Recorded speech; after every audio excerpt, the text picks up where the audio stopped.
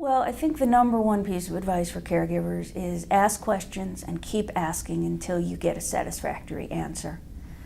Don't let the physician rush you off. Don't let your question go unanswered. And if you're not getting satisfaction, call the office. Ask to speak with a nurse practitioner if they have one. Call support groups, the Alzheimer's Association, the Alzheimer's Foundation. There are many, many community groups. AARP has some support groups as well. And many local hospitals also have them. It's very important to connect with other people.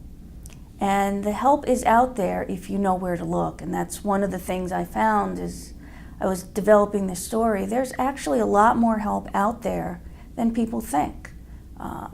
There are national organizations with local chapters. There are local grassroots organizations that people might have formed in particular communities. And now, of course, it only takes a quick search on the internet to find them. There's also online support groups. So if you don't feel you can get out, you can still connect with other people that are going through what you're going through. I think the biggest piece of advice is you don't have to go through this alone. Many of these organizations have local support groups, they have counselors, but there's also other resources that can be tapped into that people may not realize. For example, a care manager who can help you navigate the health system, who can take charge of your loved one's medical care, particularly if you're operating from a long distance, and who can make sure that mom or dad gets to the right kinds of clinicians, who can make sure that mom or dad is taking his or her medications, who can negotiate for home health care if that's an option.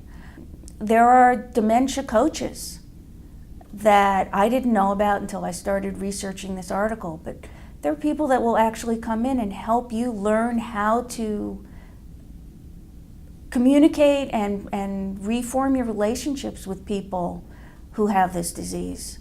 And it's really about you changing your approach because they can't. It's tough for people to relearn how to do this, but there are people out there that can help you get through this.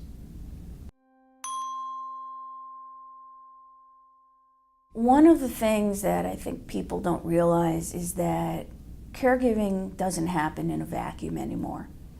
It's not just the primary care physician. There are many members of the health system that can care for a person with Alzheimer's, and that might include a specialist like a neurologist, or a social worker, a care manager, and of course the family caregiver, who's a big part of the care team. And the team-based concept is really not new, but it's being used more and more. It's the idea that everybody involved in the person's care collaborates and works towards the same goal, which is what is best for the person being cared for. So what that involves is a lot of communication back and forth. That avoids duplicate tests. That avoids medication mismanagement, for example. You don't want the neurologist prescribing something if he's not also talking to the primary care physician about what other medications this person might be on. The social worker can step in and talk to a clinician about depression counseling, for example, and provide resources for that. Or a dementia coach might get involved and work with the family and help make the family a little more organized about how to juggle all these medical appointments. I think that the team-based approach is really no different than any other team kind of concept. It's a baseball team or a soccer team or football team. The overriding goal is helping this person and helping him or her achieve the best quality of life, to live at home as long as possible, and to maintain the best kinds of relationships he or she can with their loved ones. And with everybody working together, instead of everybody working individually, that can happen. But one of the keys to this is communication. And that can be a problem sometimes because physicians are busy, specialists are busy, phone calls don't always get returned. So one of the best pieces of advice for this is for the caregiver to keep some kind of log or spreadsheet or notebook and really be proactive in making sure that everybody is informed. I've run into situations talking with people where the neurologist was supposed to hear from the primary care, or the social worker was supposed to get in touch with somebody, and it just never happened. People are human, things fall through the cracks. Don't assume that people automatically talk to each other. It's easier now with electronic health records to communicate clinical information, but there's still that element of personal communication that needs to happen.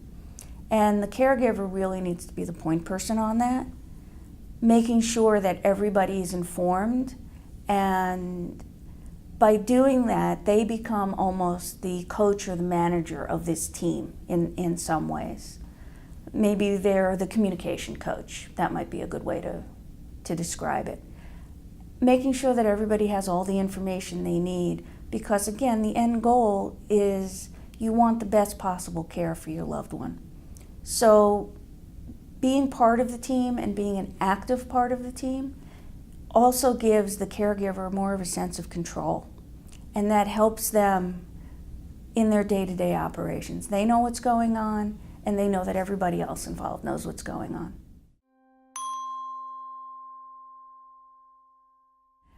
Well, one of the things about the healthcare system in the United States is that things vary by state, although there are some constants like Medicare, which is the national health plan for older adults.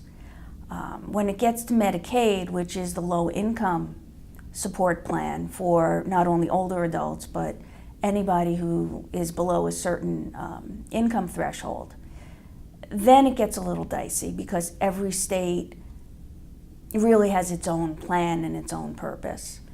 And to top it off, there are many older adults that qualify not only for Medicare, which everybody does once they're 65, but also qualify for Medicaid, which is if their income is below a certain threshold. And many older adults, of course, are living just on Social Security or pension or something along that line. So it gets very dicey when you're dealing with individual states, and there is no easy way to navigate because you're dealing with 50 different systems at minimum. And then certain counties might have certain programs that are income derived, or certain states have programs that are only available if you meet certain criteria.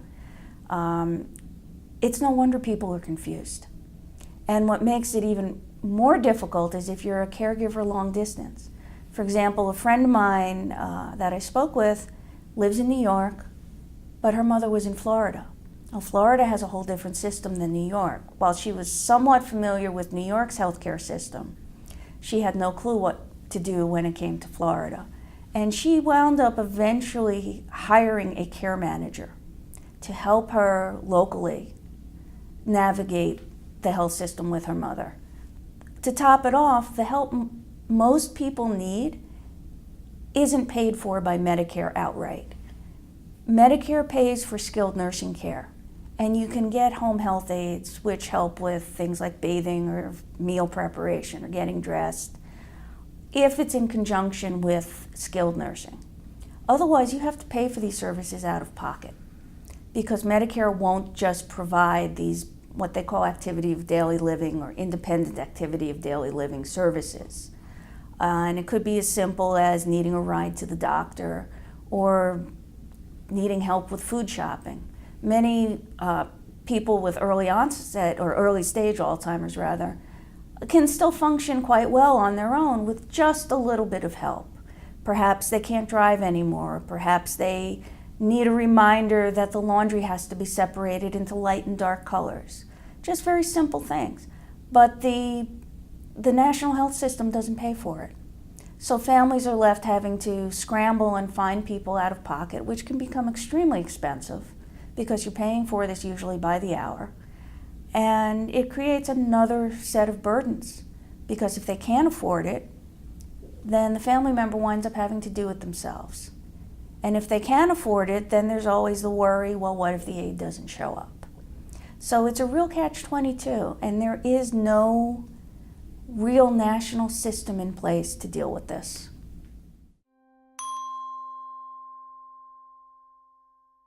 There is a National Association for Care Managers, and a lot of these people are former social workers or perhaps former nurses or nurse practitioners, and they're licensed and certified.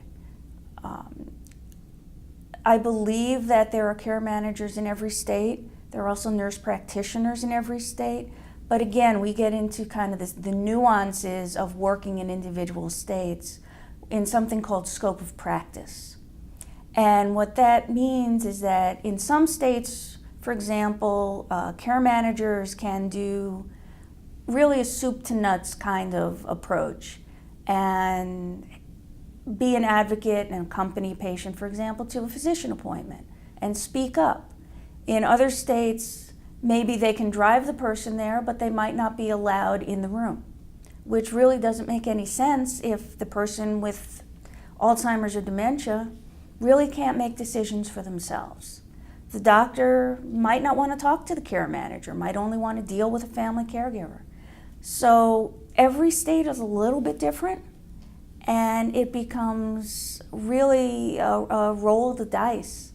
If you happen to live in a state where there's a wide scope of practice, you can get more services out of that. If you live in a state or your loved one lives in a state with a narrow scope of practice, you're still very limited in what can be done for him or her. Certainly the support groups are a great place to start. The Alzheimer's Association, the Family Caregiver Alliance, the Alzheimer's Foundation, AARP are 4 national organizations that have help and chapters in every state. So certainly that's one of the best places to start your search. And if they can't help you, they probably can refer you to other local organizations that can. Depending on which state you live, obviously a more urban location would have more resources available. In rural areas, sometimes you might have to do this online, you might have to do it by Skype, or you might have to do it in a chat room. But there is help available in every state. And I'd say those 4 organizations are probably the best to start with.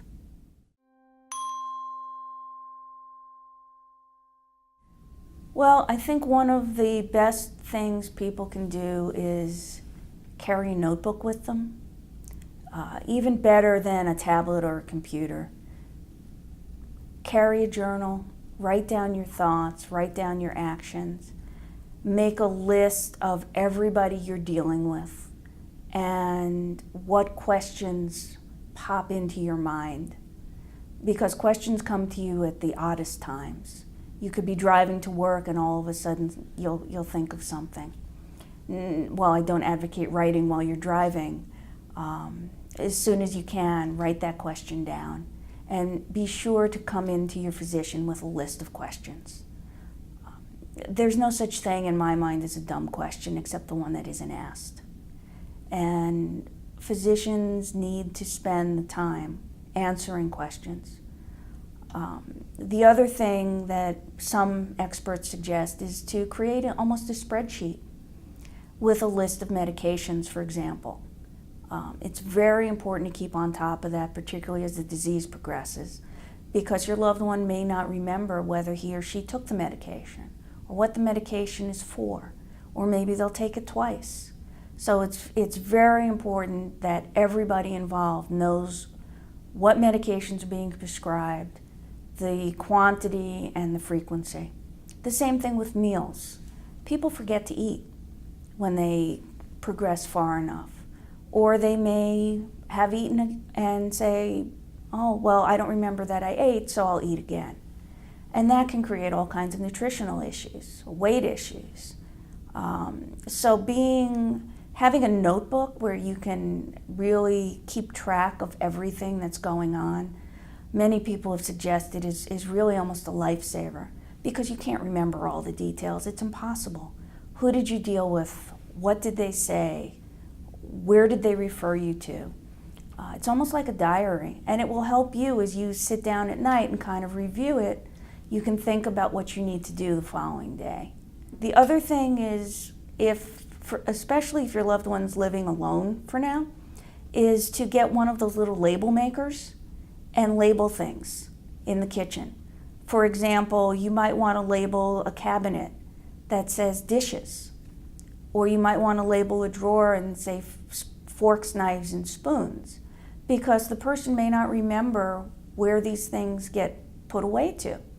So by having these labels or color coding or developing a system like that, it can help them maintain a little more independence without you constantly going in and correcting them. The other thing that can be done is to get a big wall calendar and to write down, for example, doctor's appointments, so that everybody looking at the calendar knows what's going on. And the loved one can look, if they can't remember, for example, when they have their next doctor's appointment, they can just look on the calendar. They may not even know whether it's a Monday or a Tuesday, but they can at least see that there is a doctor's appointment or something written down on that day. So that relieves some of the continual questioning that some of the caregivers say is a little bit burdensome. One other example would be also labeling things in the refrigerator. For instance, milk, which can spoil after a few days. If you do your food shopping or you come over after the food shopping's been done, put a label on it that says when it was purchased, or when it needs to be tossed, or cheese or yogurt or anything that's going to spoil, or vegetables, so that when you go back a few days later, you'll know if mom's eating bad food. You don't want that, because that can also create other medical issues. And if mom doesn't remember when she purchased the milk, or may not check for the expiration date, at least that serves as a reminder to the caregiver, whether it's the family member or a home health aide, that these things need to be checked frequently.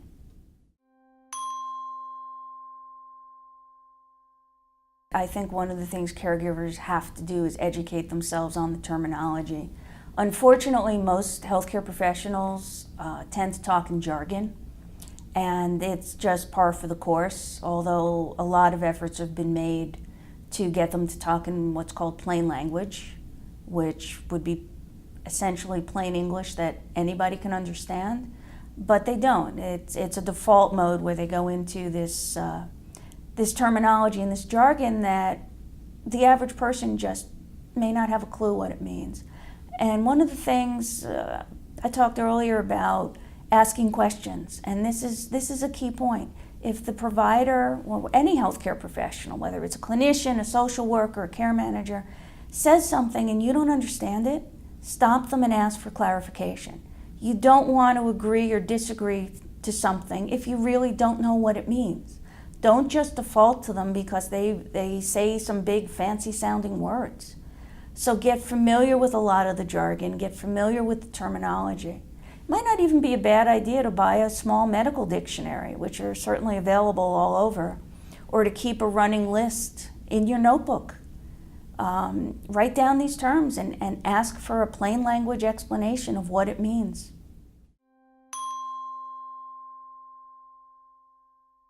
There are a couple of things that are important, I think, for people to take care of when they still have the capacity to make these decisions. The most important thing, the experts tell me, is a healthcare proxy. And what that means is that you are authorizing a person to make healthcare decisions on your behalf when you're no longer capable of making those decisions. This is something that doesn't just hold for Alzheimer's patients, but actually anybody can create a healthcare proxy. And that means if you're incapacitated in some way, you can have a designated person talk to your doctor about treatment, talk to your doctor about the options that are available, and make decisions based on what they feel you would want and is in your best interest. So for example, if somebody says, well, you know, if I'm totally incapacitated and I'm on life support, I don't want to live that way.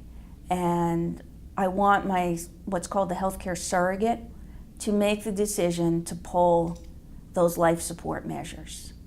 And you can put qualifications around it. For example, if the physician says that I cannot survive without this equipment. So you can qualify it as much as you want. You can also specify what kinds of treatment you do or you don't want. For example, if you don't want a feeding tube, but if you do want to be resuscitated if you have a heart attack. So you can get very specific in the kinds of treatment or non-treatment that you want. You have to kind of go through this process with your loved one. It's a very, very difficult conversation to have, and unfortunately, it's one that gets put off until it's almost too late. And then the caregiver's left making the choices, because the choices have to be made by somebody, without really being 100% sure what the person wants or what the person might not want, which I think is just as important. So there's the healthcare proxy, which is the authorization. And that's something that you would sign if you're in a hospital or if you're in a long-term care facility. A copy should also be on file with your primary physician and with any specialist that you might encounter. Then there's a living will, which is more of a general statement of desires. For example, you would want hospice care when it comes to a certain point, or you would want palliative care, which is comfort care, and the two are not necessarily mutually exclusive.